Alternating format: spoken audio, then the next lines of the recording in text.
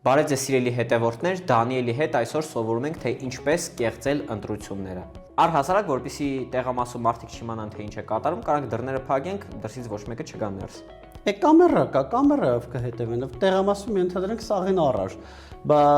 կամերայի էկրանի առաջ նստողին հո չես առնելու։ Լավ, իսկ եթե լույսերը անջատենք, որ կամերաներն է չերևան։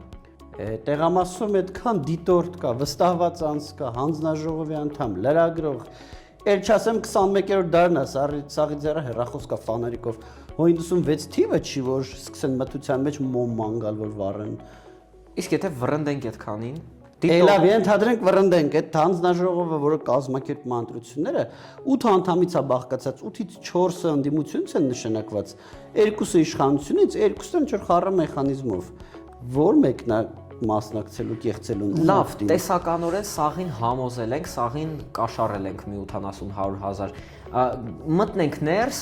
ասենք մի րոպե աչքերդ փակեք, շուտ լցոնում անենք դուրս գանք։ Ինչ ենք լցոնում անելու։ Քվեաթերթ։ Պետք է այդ քվեաթերթի վրա դրոշման իջ կպցնենք։ Լավ, ենթադրենք տեղամասում բոլորը, չգիտեմ, կամ չեն նկատում, կամ Կոպերֆիլդն ենք, տենց լցրեցին քվեաթերթիկները։ Չի բռնելու քվեաթերթիկների թիվը, չի բռնելու քվեարկության մասնակիցների թվի հետ։ Համ տեղամասի քվեարկության արդյունքները անվավերելն սաղ գործը անիմաստ էթա ջուրը, համ էլ էթալու ենք մարդը 8 տարի դատվենք։ Լավ, իսկ եթե օրինակի համար քվեարկենք այն մարդկանց տեղը, ովքեր երկրում չեն կամ մահացած են։ Բայց նախ էլեկտրոնային գրանցման սարքով պետք է անցնենք քվեարկելուց առաջ։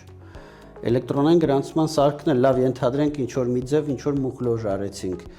Այդ ստորագրած ցուցակներն էլ հրապարակվելու են ընտրություններից 2 օր հետո մեկը մտնելու է, տեսնի, որ իր, չգիտեմ, երկրից բացակայող քերի փոխարեն քվեարկած է,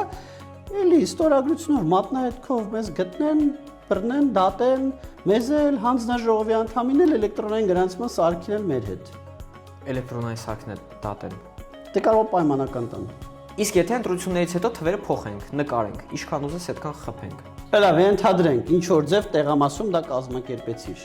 Վերահաշվարկ կա, բան կա, ինչ որ մեկը որ դժգոհի վերահաշվարկի, դա կարող է ոչ մեկ չդժգոհի, պատահականության սկզբունքով էլ է վերահաշվարկը լինում։ Այսա բացահայտվի, համ թվերը հետ կդնեն իրանց տեղը,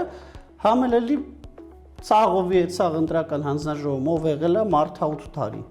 Հավես կա։ Այսինքն ընտրությունների օրը ընտրատեղամասում ընտրությունները կեղծել չի լինի։ Չի լինի։